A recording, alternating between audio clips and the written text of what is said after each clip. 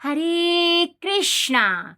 गुड्डू की दुनिया में आप सभी का बहुत बहुत स्वागत है। तो आज हरी हरी बोल सीरीज में हम आपके लिए बहुत ही सुंदर कथा लेकर आए हैं जिसका शीर्षक है क्यों हुआ श्री कृष्ण और जामवंती जी के बीच में युद्ध। तो कथा प्रारंभ करने से पहले आप सभी से निवेदन है कि कथा को ध्यानपूर्वक सुने, कथा को स्किप कर ना सुने, अन्यथा कथा आपको समझ में नहीं आएगी। भगवान की कथा उसी प्रकार होती है जैसे भगवान के दर्शन होते हैं, भगवान का नाम जप होता है, उसी प्रकार भगवान की कथा होती है। उसका कभी भी अनादर नहीं करना चाहिए, उसको ध्यानपूर्वक सुनना चाहिए, पूरी कथा सुननी चाहिए।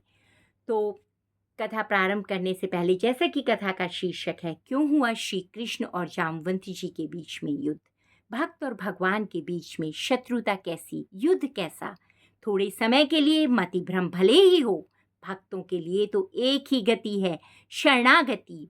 जामवंत एवं श्री कृष्ण के मध्य भी ऐसा ही हुआ। कथा इस प्रकार है। श्री राम रावण युद्ध के उपरांत संभवतः श्री राम की वीरता से प्रभावित होकर अथवा जोश में आकर रीछराज जामवंत ने श्री राम से दो दो हाथ अजमाने की इच्छा प्रकट की। श्री राम ने तुरंत इस आग्रह को स्वीकार नहीं किया, किंतु अपने अगले अवतार में इस इच्छा को पूरा करने का आश्वासन दे दिया। त्रेता युग में तो नहीं, किंतु द्वापर में जामवंती जी की यह इच्छा श्री कृष्ण के द्वारा पूरी की गई। प्राचीन काल में एक स्यमंतक मणि का उल्लेख किया जाता है। यह मणि अनोखी एवं बहुमूल्य थी। कभी यह इंद्र एवं सूर्य के पास हुआ करती थी। सूर्य ने प्रसन्न होकर सनाजीत नामक एक यादव प्रमुख को वह मणि प्रदान कर दी। एक बार यादवों की किसी सभा में, जहां संयोग से श्री कृष्ण भी उपस्थित थे, सनाजीत भी उसी मणि को धारण कर आया।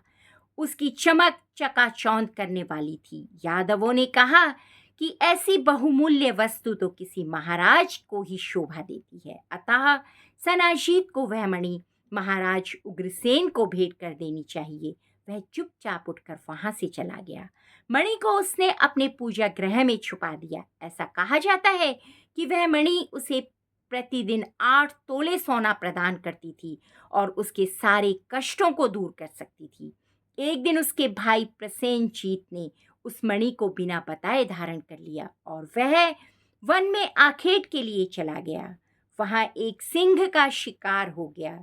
सिंह ने वह मणि ले ली, किंतु एक शक्तिशाली रीछ ने से उसका पाला पड़ा, जिसने उससे मार कर मणि ले ली और अपनी गुफा में जाकर एक बच्चे को खेलने के लिए दे दी। वह महाबली रीछ जामवंत थे और उनकी गुफा विंध्याचल की पहाड़ियों में रायसेन जिले में खारगोन के पास अब भी उपस्थित है।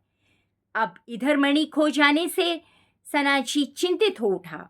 उसने उस मणि के लिए चिंता जताई और कहा कि हो ना हो श्री कृष्ण ने ही उसकी मणि चुराई है और उसके भाई की हत्या कर दी है। श्री कृष्ण कुछ यादवों को साथ लेकर मणि की खोज में निकले।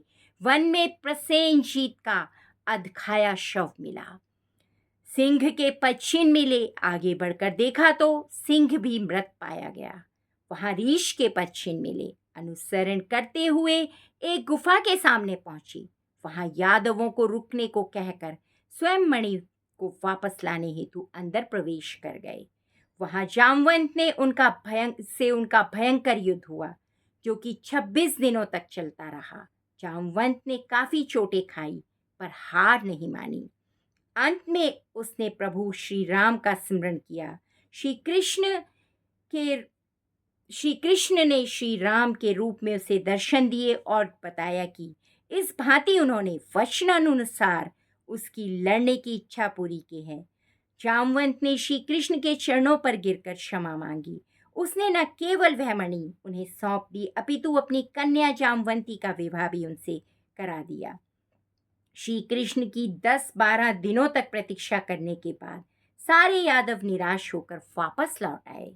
श्री कृष्ण ने जाकर वह मणि सनाजीत को वापस कर दी और अपने ऊपर लगाए हुए सभी अभियोग को असत्य सिद्ध कर डाला।